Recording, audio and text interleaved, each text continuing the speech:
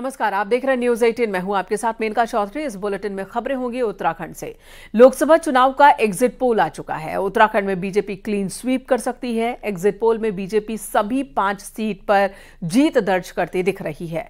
तीसरी बार BJP clean sweep कर सकती है। बीजेपी के सभी प्रत्याशी हरिद्वार से त्रिवेंद्र सिंह रावत, टिहरी से माला राज्य लक्ष्मी, पौड़ी से अनिल बलूनी, नैनीताल से अजय भट्ट और अल्मोड़ा पिथौरागढ़ से अजय टम्टा की जीत होती दिख रही है। एग्जिट पोल के मुताबिक उत्तराखंड में कांग्रेस का खाता खुलना भी मुश्किल है।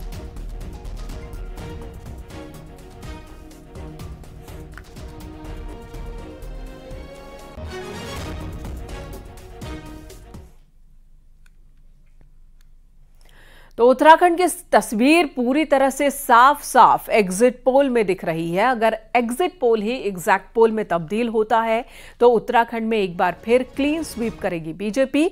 ग्राफिक्स के जरिए देखिए, जहां पर ये बीजेपी की जो नैया है वो पार लग रही है पूरे 5 सीटों के साथ।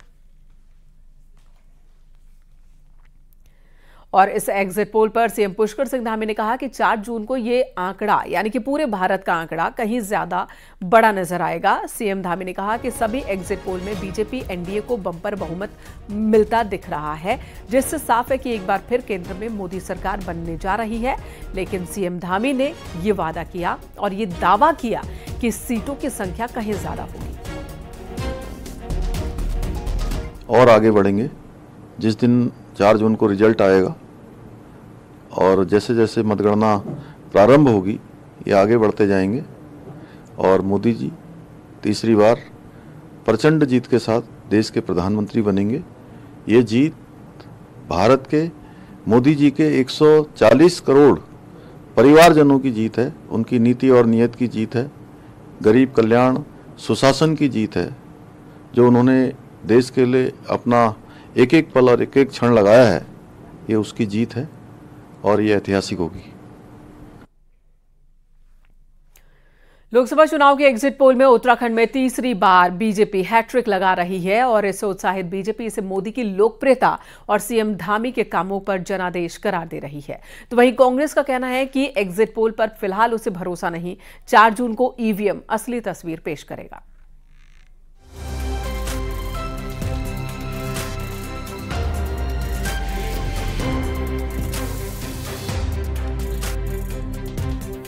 लोकसभा चुनाव के तमाम एग्जिट पोल्स में दक्षिण से लेकर उत्तर तक एनडीए को भारी बढ़त मिलती हुई दिखाई दे रही है। एग्जिट पोल बताते हैं कि उत्तराखंड में भी बीजेपी लगातार 5 सीटों पर हैट्रिक बना रही है। इससे बीजेपी के नेता खासे उत्साहित हैं। उत्तराखंड में इस जीत के लिए बीजेपी ने पूरी ताकत झोंकी हुई थी। मुख्यमंत्री पुष्कर सिंह धामी ने जहां रिकॉर्ड 90 से ज्यादा जनसभाएं की, तो वहीं प्रदेश अध्यक्ष महेंद्र भट्ट विपक्ष में सेंधमारी और पार्टी संगठन को सक्रिय करने में जुटे रहे। बीजेपी से प्रधानमंत्री मोदी का उत्तराखंड से लगाव और सीएम पुष्कर सिंह धामी के यूनिफॉर्म सिविल कोड से लेकर धर्मांतरण कानून, नकल विरोधी कानून समेत उनके कामकाज पर जनता की मोहर करार दे रही है।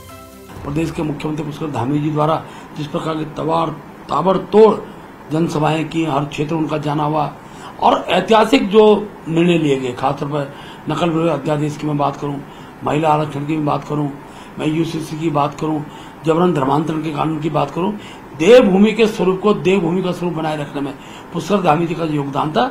उस पर जनता का बहुत बड़ा जनादेश ये है। और मुझे तो ऐसा लगता है कि जब 4 जून का रिजल्ट सामने आएगा तो हो सकता है इससे बढ़ के भी आए, क्योंकि सामने यानी जो हमारा इंडी गठबंधन है, ना उनकी कोई नीति थी, ना कोई उनका नेतृत्व था और अपने अपने एजेंडे थे। कहीं वो साथ में लड़ रहे हैं, कहीं विरोध में लड़ रहे हैं।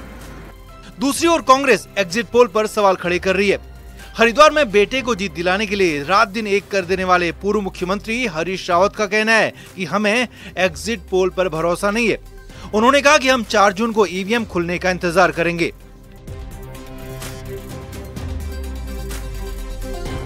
मगर जो मोदी जी ने 5 महीने पहले कहा कि 400 के पार, ये एग्जिट पोल उनके उस कथन को सही सिद्ध करने की कोशिश है और कुछ नहीं। हम कांग्रेस का मतदाता, कांग्रेस का कार्यकर्ता कतई भ्रम में नहीं है और हम ईवीएम के खुलने का इंतजार करेंगे और कहीं यदि बड़ी गड़बड़ हुई तो ये लोकतंत्र के लिए बड़ी भारी चुनौती होगी। 4 जून को तस्वीर पूरी तरह साफ हो ही जाएगी, लेकिन एग्जिट पोल के मुताबिक बीजेपी केंद्र में ही नहीं बल्कि उत्तराखंड में भी हैट्रिक का रिकॉर्ड बनाने जा रही है। और इसके साथ ही रिकॉर्ड बनाने जा रहे हैं मुख्यमंत्री पुष्कर सिंह धामी, जिनकी ताबड़तोड़ जनसभाओं ने न सिर्फ उत्तराखंड में बीजेपी कैंडिडेट की राह आसान बना दी, बल्कि प्रदेश के बाहर 9 राज्यों में भी धुआंधार प्रचार ने वहां बीजेपी के लिए बड़ी जीत के रास्ते खोल दिए। हरिद्वार से मनोज जुयाल के साथ देहरादून से सुनील नौप्रभात की रिपोर्ट।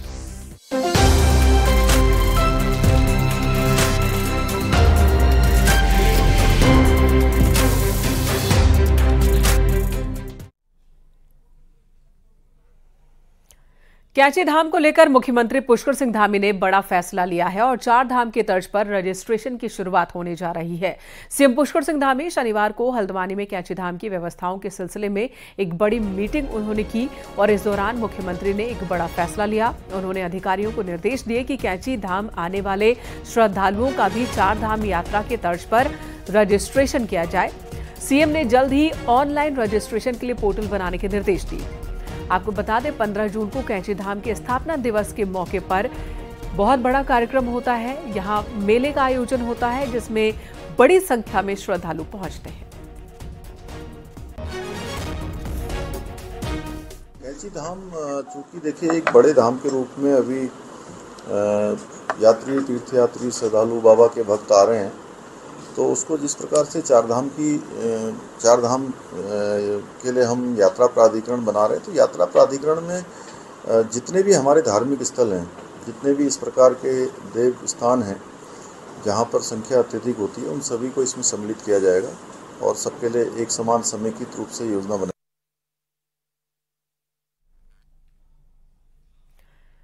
मुख्यमंत्री पुष्कर सिंह धामी ने बनबसा पहुंचकर अधिकारियों के साथ एक मीटिंग की और इस दौरान उन्होंने बिजली और पानी से जुड़े अधिकारियों को सख्त निर्देश दिए।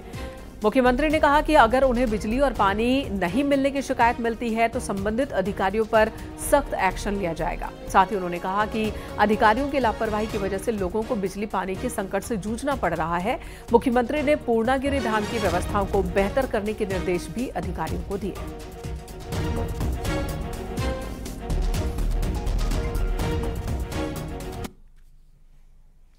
लोकसभा चुनाव के परिणामों का इंतजार है और इसी सरगर्मी के बीच सरकार ने निकाय चुनाव में प्रशासकों का कार्यकाल एक बार फिर 3 महीने के लिए बढ़ा दिया। यानी कि उत्तराखंड में निकाय चुनाव अब सितंबर-अक्टूबर में हो सकते हैं। कांग्रेस ने इस फैसले की कड़ी आलोचना की है।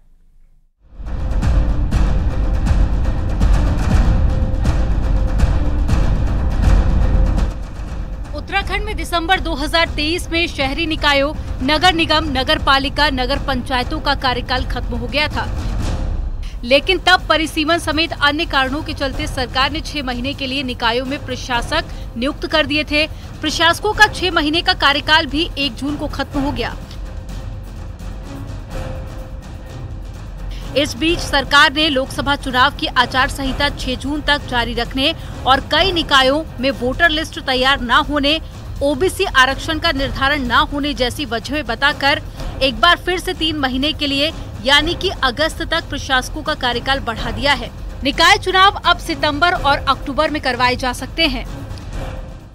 जो हमारे चुनाव से पहले की प्रक्रियाएं हैं वो भी कार्यक्रम अभी चल ही रहा है। हम लोग यानी उस और काम कर रहे हैं, तो हमें प्रशासकों का कार्यकाल बढ़ाना है। खाली हम निकायों को नहीं छोड़ सकते और समय तो हम लेंगे ही और समय के आधार पे फिर आगे की जो भी हमारे सामने परिस्थिति उस अनुरूप फिर हम निर्णय लेंगे। प्रशासकों को दूसरी बार एक्सटेंशन दिए जाने को निकाय चुनाव लड़ने की तैयारियों में जुटे कैंडिडेट्स के लिए एक बड़ा झटका माना जा रहा है। कांग्रेस का कहना है कि सरकार निकाय चुनावों को लेकर गंभीर नहीं है, बहाने बताकर सरकार निकाय चुनावों को टाल रही है। आज दुर्भाग्य है कि 6 महीने से स्थानीय निकाय के चुनाव कराने के लिए सरकार तमाम तरीके के बहाने बना रही। माननीय उच्च न्यायालय के कहने के बावजूद भी सरकार सही समय पर चुनाव नहीं करा पाई, जबकि संविधान संशोधन भी कहता है कि निर्वाचित प्रतिनिधि को ही निर्वाचित प्रतिनिधि कार्यभार ग्रहण कराएंगे। लेकिन सरकार ने लोकतंत्र की हत्या करने का काम किया है। जो सरकार के सामने आचार संहिता के साथ ही ओबीसी आरक्षण तय करने समेत कई अड़चनें थी। जिनको दूर किए बिना निकाय चुनाव संभव नहीं थे। उत्तराखंड में 9 निगमों समेत 108 नगर निकाय में से 99 निकायों में चुनाव होना है। जुलाई और अगस्त मानसून का चरम होता है। इस बीच चुनाव कराना भी टेढ़ी खीर से कम नहीं है। लिहाजा माना जा रहा है कि अब सितंबर अक्टूबर में ही निकाय चुनाव कराए जा सकते हैं। देहरादून से न्यूज 18 के लिए सुनील नवप्रभात की रिपोर्ट।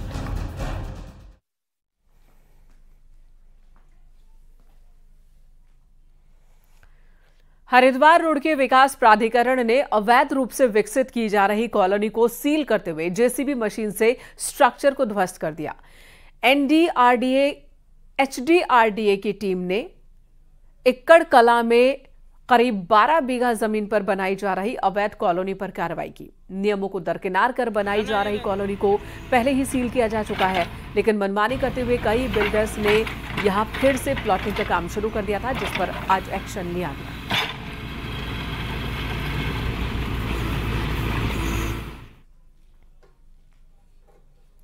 उत्तरकाशी में नेहरू पर्वतारोहण संस्थान की टीम ने एक ट्रैकर की जान बचाई है।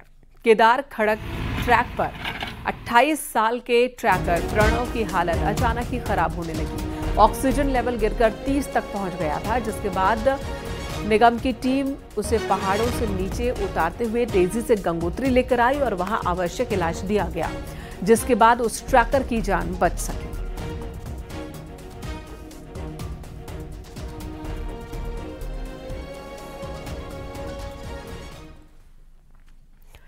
चमोली से बड़ी खबर, जहां पर बद्रीनाथ हाईवे पर सेलंग के पास आग लग गई और आग की लपटें हाईवे तक पहुंच गई, जिसके बाद हाईवे पर गाड़ियों को रोक देना पड़ा। एक एक कर गाड़ियों को पास कराया गया। तेज हवाओं की वजह से आग भीषण होती चली गई। शनिवार रात से लगी आग लगातार फैल रही है और चारों तरफ अब सिर्फ धुआं ही धुआं नजर आ रहा है। फायर ब्रिगेड की टीम भी आग बुझाने में जुटी रही, लेकिन कोशिशें फिलहाल नाकाफी साबित हो रही हैं, क्योंकि आग काफी ज्यादा भड़क चुकी है। फिलहाल हालात पूरी तरह से काबू में नहीं है। खैर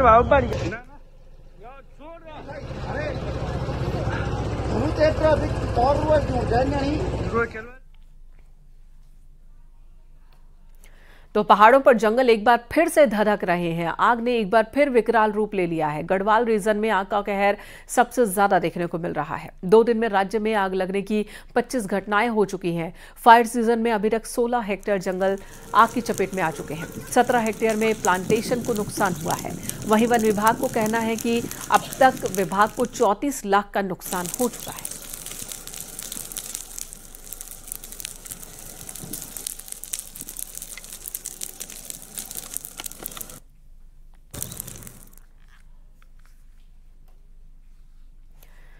इंतजार मानसून का हो रहा है, तो आपको बता दें कि उत्तराखंड में 20 से 25 जून के बीच मानसून दस्तक दे सकता है। मौसम वैज्ञानिकों का कहना है कि केरल में मानसून की एंट्री के बाद 20 से 22 दिन का वक्त लगता है मानसून को उत्तराखंड में प्रवेश करने में। फिलहाल पहाड़ से लेकर मैदान तक 6 जून तक हल्की बारिश देखने को मिल सकती है।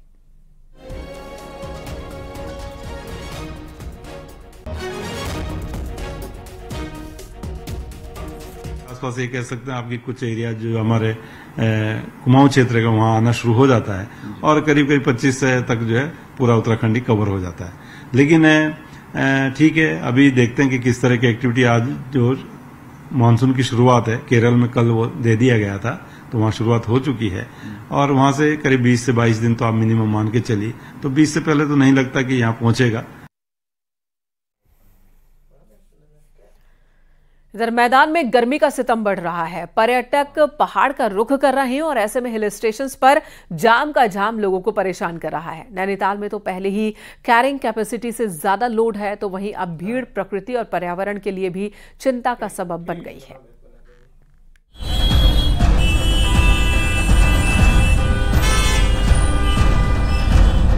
पर्यटन सीजन में उमड़ी भीड़ और गाड़ियों के दबाव ने पहाड़ में भी चिंता पैदा कर दी है।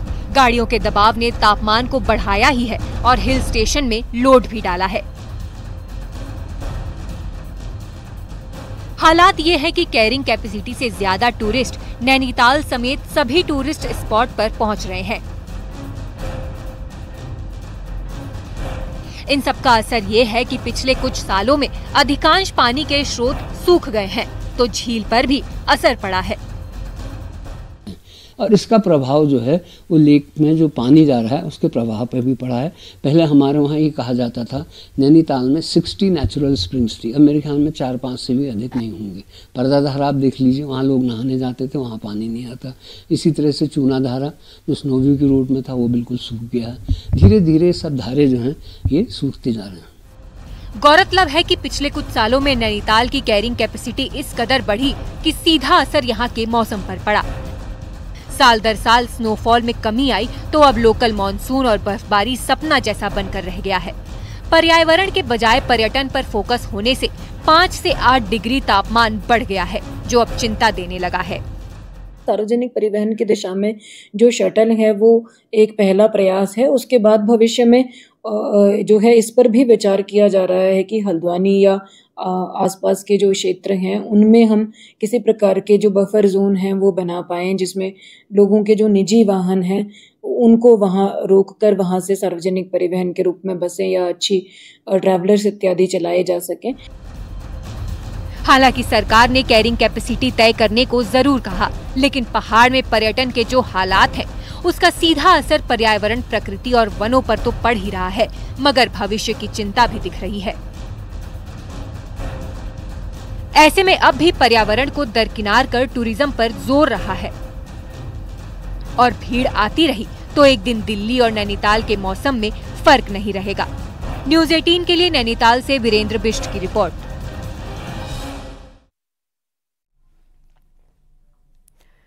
उत्तराखंड के मैदानी इलाकों में रिकॉर्ड तोड़ गर्मी का सितम जारी है। ऋषिकेश और आसपास के टाइगर रिजर्व पार्क क्षेत्र में जानवरों के लिए पानी की कमी हो गई है। जानवर आबादी वाले इलाकों का रुख कर रहे हैं, वहीं टाइगर रिजर्व प्रशासन जानवरों के लिए पानी का इंतजाम कर रहा है। रिजर्व एरिया में वाटर होल्स को भरा जा रहा है। कुछ स्थानों पर कच्चे वाटर होल बनाए गए हैं जिसके लिए बाहर से पानी लाया जा रहा है। जो पुराने वाटर होल, पक्के वाटर होल हैं, उन पर निरंतर पानी उनमें डाला जा रहा है ताकि वन्य जीवों को, पशु पक्षियों को पानी मिल सके।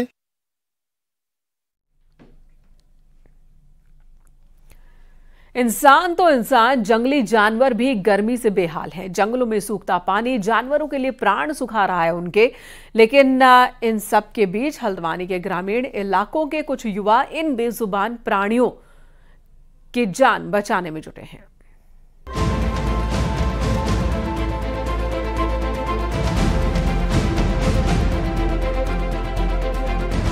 सूरज की इस बढ़ती तपिश ने तराई के इन घने जंगलों के भी पसीने निकाल दिए हैं। जंगलों के भीतर मौजूद पानी के पोखरे सूख गए हैं और जंगली जानवर पानी के लिए इंसानी बस्तियों का रुख कर रहे हैं। लेकिन इन सबके बीच में कुछ लोग इन बेजुबानों के लिए मसीहा बनकर आए हैं और इन्हीं में शामिल है लालकुआ में हल्दूचौड़ की युवा समाज सेवी मुकेश दुमका, जो अपने सब काम छोड़कर इन दिनों जंगलों में छोटे छोटे तालाब बनाकर टैंकरों की मदद से इन्हें पानी से भर रहे हैं ताकि जंगल में मौजूद वाइल्ड लाइफ बच सके। और अभी हमने इसी तरह के 3 पोखर यहाँ पर बना दिए हैं। अभी हमारा विचार है कि 2-1 दिन में 1-2 पोखर और बना के थोड़ा इससे 2-1 किलोमीटर दूर बना के उसमें टैंकरों से पानी डाला जाए। हर तीसरे दिन हम हर पोखर में 1-1, 2-2 टैंकर पानी डालते हैं और यहाँ पर जीव जंतु आकर इस पानी का पूर्ण रूप से उपयोग कर रहे हैं। उनको बहुत ज़्यादा राहत भी मिल रही है इस भीषण गर्मी में पानी से। इतनी भीषण गर्मी है, इस गर्मी में जानवरों को पानी की व्यवस्था जंगल में नहीं मिल पाती है और वो गाँव की तरफ को रुख करता है। उसके गाँव में आते ही किसानों की फसलों को नुकसान पहुंचाता है और इनका सबसे ज्यादा खामियाजा जंगली जानवर भुगत रहे हैं। ऐसे में मुकेश और उनके साथियों की मुहिम इनके लिए किसी संजीवनी से कम नहीं है। हल्द्वानी से न्यूज़ 18 के लिए शैलेंद्र नेगी की रिपोर्ट।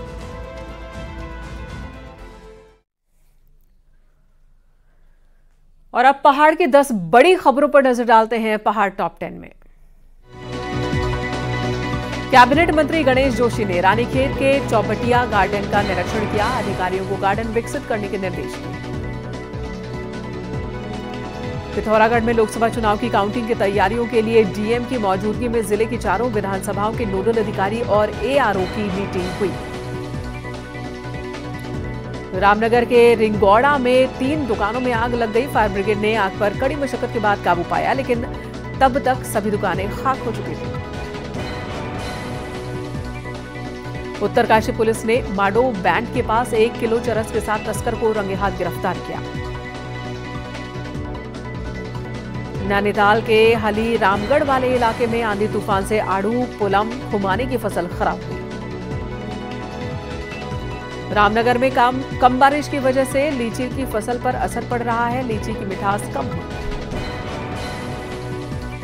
केदारपुरी समेत पैदल यात्रा मार्ग पर सीवरेज ट्रीटमेंट प्लांट तैयार किया जा रहा है, जिसके तहत 500 मीटर सीवर लाइन बिछाई जाएगी। हेमकुंड साहिब में पुलिस बुजुर्ग श्रद्धालुओं की मदद कर रही है। कुछ श्रद्धालु ऐसे भी थे जो काफी बुजुर्ग होने की वजह से थकान महसूस कर रहे थे और सांस संबंधी उन्हें दिक्कतें हो रही थी। पिथौरागढ़ में पेयजल संकट से नाराज कांग्रेस कार्यकर्ताओं ने प्रदेश सरकार और जल संस्थान के खिलाफ किया प्रदर्शन, पुतला दहन किया। चकराता के जंगलों में भीषण आग लग गई, अब तक 48 हेक्टेयर जंगल आग से प्रभावित।